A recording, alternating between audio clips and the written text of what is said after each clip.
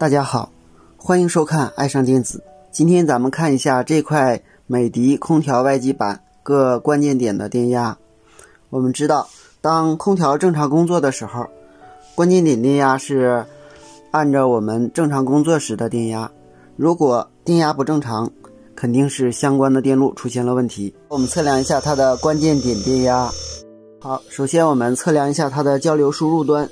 它的交流输入端是整流桥的中间两个引脚，我们看它的电压是219伏。当然随着外界施电的变化，它是有变化的。那么我们测量它的直流电压，首先测量整流桥输出端正负极的电压是282，因为它的300伏滤波电容是通过模块以后才接电容的。下面我们把黑表笔接整流桥的负极，再把红表笔接在模块的电源输入角，经 PFC 电感以后的电压280伏。我们再量正 P 端经模块的二极管接300伏滤波电容这个位置的电压是302伏。下面我们测量一下它的过零检测的电阻输入的电压是多少伏。我们可以把它的电压值调小一点。黑表笔接整流桥的负极，我们测量这个电阻的这端 0.88 伏，这端同样是 0.88 伏。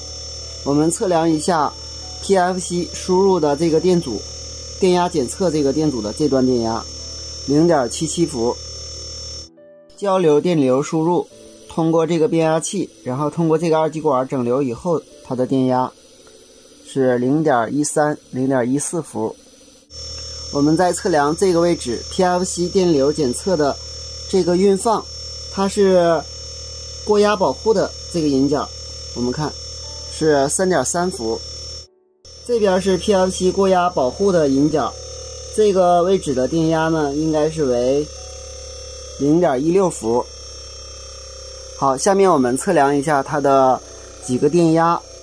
首先测量它这个15伏输入端，15伏输入呢就是7815的输入端。我们看它的电压是 19.4 伏。我们再测量15伏是否正常。15伏可以测量模块输入端这个位置的电压 14.9， 也就是15伏。我们再测量一下自举升压电容的输入引脚的电压 167.8， 这三个应该都是 167.8。 我们看都是 167.8， 是一样的。我们再测量一下 FO 引脚，就是模块保护这个引脚的电压 3.3 伏。我们再测量一下 PFC 保护引脚电压是 0.01 伏啊，是模块 PFC 保护引脚的电压。我们接着测量低压电源，低压电源7805输入引脚应该是一个12伏，我们看是 12.08， 7805输出端是5伏。3.3 伏1117的三角输入端，它的电压是5伏，二角输出端是 3.3 伏，一角是接地。1.8 伏的输出端是 1.8 伏，三角输入端一定是 3.3 伏，一角是接地0伏。我们可以测量一下它的直流风机输出引脚的电压是这样变化的。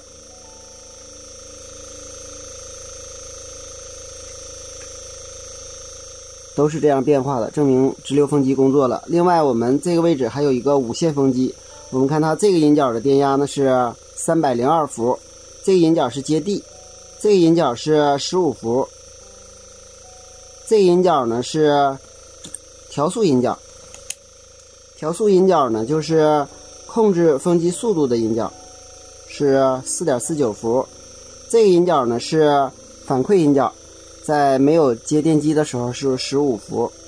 接下来我们再测量一下它的通讯电路光偶靠 CPU 这端的信号变化。我们看它这个阴角是5伏，这个阴角